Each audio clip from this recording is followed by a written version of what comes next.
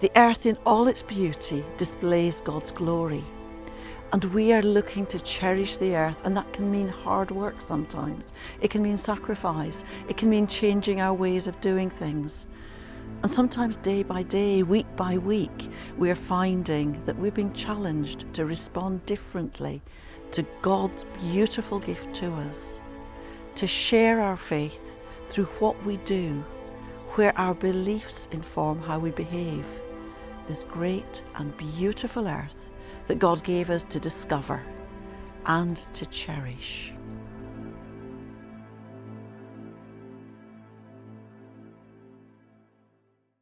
Well, hello and welcome to St Mary's at Carlton. I'm going to give you an update on where we are with our work to reduce the carbon footprint of this big church. Starting off with some of the obvious things which I think most churches are really tackling, which is reducing our use of oil by cutting down the hours that the church is heated, which of course brings its own challenges.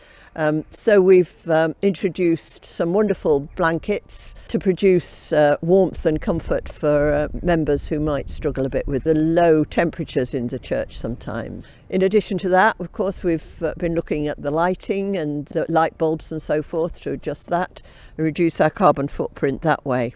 We're particularly pleased at St Mary's to be welcoming Katia Shoesmith as our new vicar, and she has introduced and supported the plan to become an eco-church.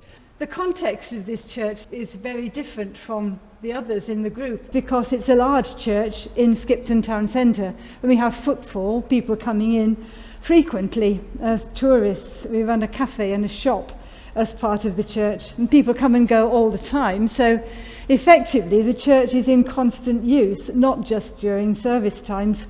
And it's also a medieval building with many historic features, and we have to take care of it from the heritage point of view as well. So conservation is very important. In other words, heating otherwise than by our gas guzzling and carbon emission producing boiler is quite a complex issue. Carbon neutrality was not forefront in the minds of the congregation when we started, and if you are proposing changes which are going to be accepted by a church community, you have to make sure that the community is on board with it and indeed engage them and hopefully ask them to produce their own ideas. So we formed a group which was kind of the Holy Trinity and St Augustine's end of towards carbon neutral churches in Craven, and we discussed what TCNCC was up to and tried to adapt it to this particularly complex situation in Holy Trinity, which is very different from the situation in the other churches. The other thing that the group has done, actually, which is quite important, is to organise services which celebrate this, because we've been determined always to see this in the context of the mission of the church, specifically the fifth mark of mission, caring for creation, and to try to highlight that through worship and the services that we've organised, which the rest of the TCNCC churches have been able to support as well. And in fact, the kick-off of the whole project, we had a service of commitment for everybody, and the bishop came, and that theme of celebrating creation in worship has been important as well. So the steps we've implemented already at Holy Trinity towards carbon neutrality are fourfold really. The first is involving the architects to draw up plans for electricity generation via solar panels. So they drew up a plan for the North Churchyard, and we also had a structural engineer in to survey the integrity of the south aisle roof to see whether it would bear the weight of solar panels. We've taken steps to reduce heating expenditure within the church, so we turned the thermostat down by 2 degrees centigrade for the church, and we've also reduced the heating hours for both the church and the parish rooms. Thirdly, we've taken steps to make sure that the building's functioning properly, so making sure it's not damp, so promptly repairing any leaks from the roof, and also repairing windows, window frames to make sure we've reduced heat loss. Fourthly, we already had a plan to carbon neutrality for 2030 agreed by the PCC, but that became obsolete within a few days because of a rupture of 2 heating pipes underfloor within the church. So we've now had to revisit those plans, probably draw up plans B, C and D. All those plans are going to be informed by the work that the Climate Environment Group has already done.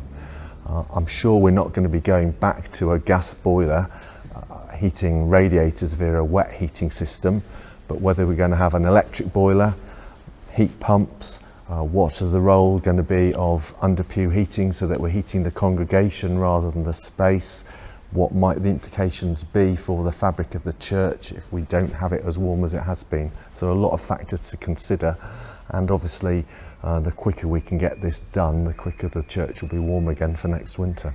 The church, it's about as different from Holy Trinity as it could be, because it's a small 19th century building and it's not much used outside service times, in contrast with the larger one, which is. And also specifically, there's no gas supply to the village and the church has no water supply, so you have to think quite hard about what you can do. There is a group which has been set up. So we've been working in Drafton specifically. That group has been working with the parish council, and the result of that is a community energy group which operates separately from the church, but we help each other, and that's quite exciting, building community consciousness about environmental issues generally. The first thing we did was look very hard at the fuel supply and who we're getting our fuel from. So we used Green Journey, and we had a lot of consultation with them. Because of the way the church is built, as a relatively modern construction, it is possible to insulate the ceiling. So we got a quote for doing that and have got the necessary permissions and have started fundraising for that. Because the church is powered by electricity only, in one sense, although there are people who disagree with this, in one sense you can say that if the grid decarbonises, then using just electricity you have decarbonised the church if you've got a green supplier. But we're not completely content with that. We need to think about a bit harder. It's nearly 4 years since we actually started working on this project, and the feasibility study was done over a period of time in two stages. And we looked at the first stage and then we looked at the second stage. But what we've got to remember is that the world has changed so much in the last 3 years. The cost of energy has gone up considerably, the cost of food has gone up, the cost of living has gone up, and this has made such a difference to our congregation, to our income and to our expenditure. The feasibility study was really interesting, but we found that using solar panels, which is the only option we've got here, would cost about £97,000 to install, and that really isn't possible for the small congregation here. So what we've done, we've looked at small steps to reduce the energy. I've had an electrician, a young, bright electrician, go around the church, and he has made very good suggestions which has already reduced the amount of electrical energy we're using. I've actually managed to reduce our oil consumption quite a lot. We're down from nearly 4,000 litres a year to 500 litres last year by moving the services from the big church to a small side room. All Saints has been partitioned and the north aisle has been made into a separate room with a very low roof, which means there is very little heating required. And we now use an electric heater, electric blow heaters. As soon as you put them on, you've got heating in the room.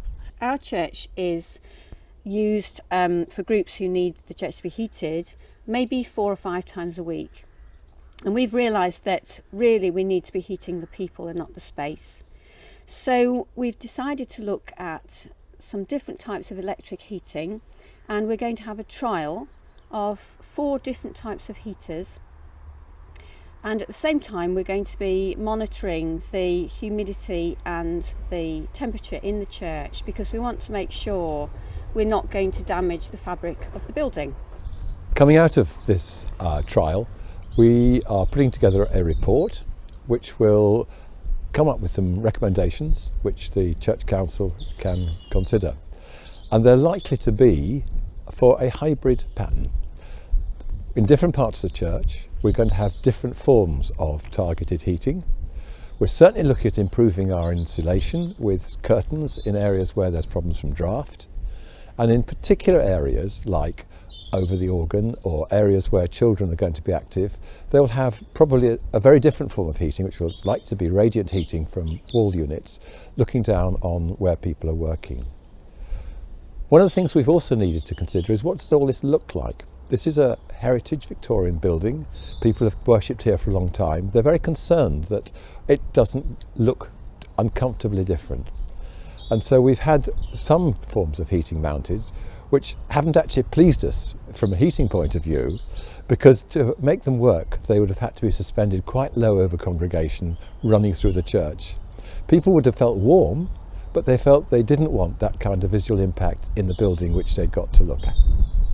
There are currently schemes where you can offset your carbon use, and we're considering, well, we've decided, the PCC has decided to start doing that from January as an interim measure, because obviously some of these things that we're considering are longer term, and so we want to feel that we are making tangible progress. So from January we're going to be doing an offsetting scheme, and we've done quite a bit of research into what we feel is a truly ethical process for that, and then hopefully the processes we put in for actually reducing our physical carbon footprint will mean that that is just a short-term measure, because we are aiming for true carbon neutrality and green energy production in the longer term. In a way, we're at a midpoint. We know what we think we want to do.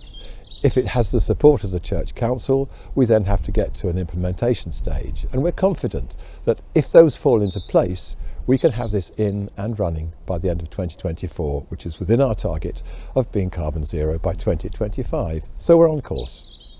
Across the group of churches, there are a wide range of approaches which people have taken, appropriate to their needs. And we're learning all the time that you start with small steps. It's rare that you can begin and map out the whole course right through to the end, but everything which you can do on the way, whether it's moving into the eco-church scheme and scoring some steps there, whether it's providing warm blankets on the back of the pews while you actually plan where you're going, whether it's actually involving your congregation and building up their confidence and their interest, whether it's about changing the way in which you heat. They're all relevant, but they're not going to happen at the same time, and it's not appropriate to expect that it should happen at the same time.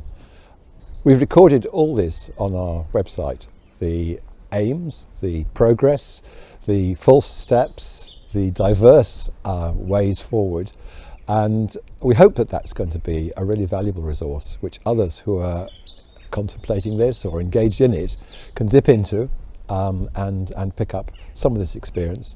And we're very happy to be contacted and to talk to people about what we've done, warts and all.